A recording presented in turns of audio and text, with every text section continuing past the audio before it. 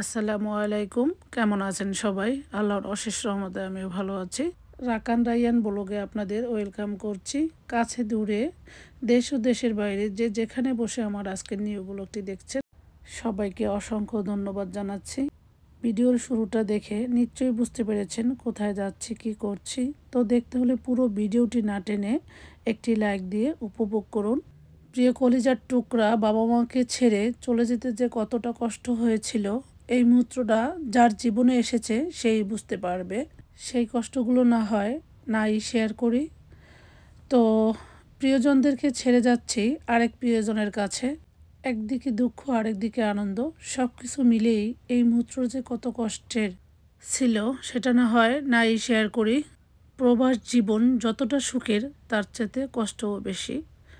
তো কি করার, বাচ্চাদের পরীক্ষা সামনে চলে এসেছে, তাই তাড়াহুড়ো করেই চলে যাচ্ছে। 1 মাস 20 দিন ছিলাম, কিভাবে যে দিনগুলো চলে গিয়েছে টেরও পেলাম না। প্রবাস জীবন যে এতটা কষ্টের তা প্রবাসে না থাকলে বোঝাই যায় না। তো এতদিন বুঝতেই পারিনি, তো এখন হাড়ে হাড়ে টের পাচ্ছি প্রিয় কলিজার টুকরাগুলোকে ছেড়ে যেতে কতটা কষ্ট হচ্ছে। কি আর করার, সব কিছু ম্যানেজ করেই চলে যাচ্ছি প্রিয় বাংলাদেশ ছেড়ে। কথা বলতে বলতে আমরা কিন্তু চলে এসেছি, দেখতে পেয়েছেন। এয়ারপোর্ট দেখেই কলিজাটা ছিঁড়ে যাচ্ছে। আর কিছুক্ষণ পরেই চলে যাব, ভাবতেই কান্না চলে আসছে। তো আমরা বড় একটি উবার ভাড়া করে নিয়ে আসছি। সকালবেলা আমাদের ফ্লাইট ছিল। আমার ছোট ভাইয়া, আমার বোনের ছেলে, ছোট ভাইয়ের মেয়ে, তারা এসেছিল।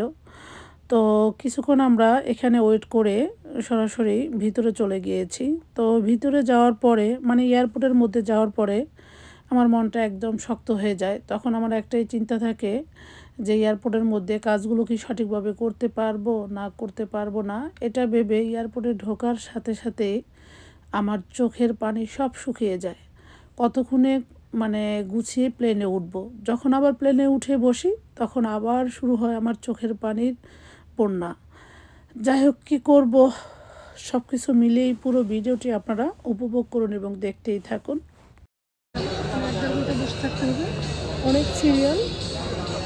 তো আলহামদুলিল্লাহ সমস্ত কার্যক্রমগুলো খুব ভালোভাবে করেছি।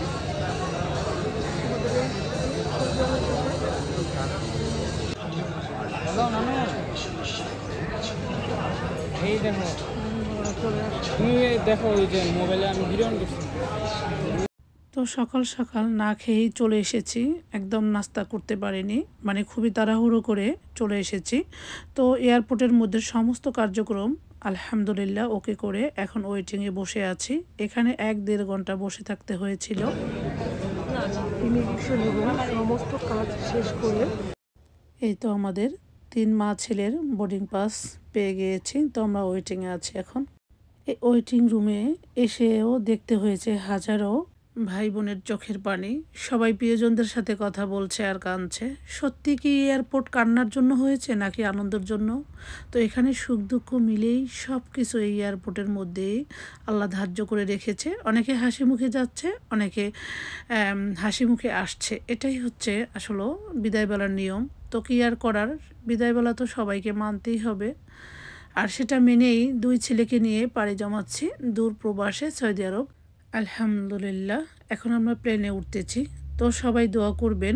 আমার যে সমস্ত আপু ভাইয়ারা এই পর্যন্ত ভিডিওটি ধৈর্য ধরে দেখতেছেন, প্লিজ একটি লাইক দিতে ভুলে গিয়েছেন, তাহলে একটি লাইক দিয়ে এবং সাবস্ক্রাইব করে পুরো ভিডিওটি না টেনে দেবেন। প্লেনে এসে বসলাম।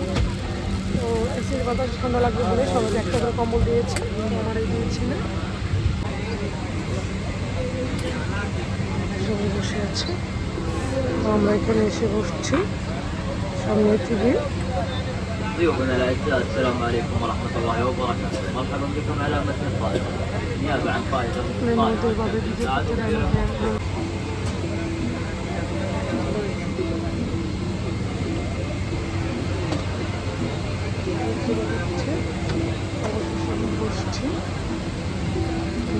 আলহামদুলিল্লাহ ছেলে তারা মজা মাস্তি করছে।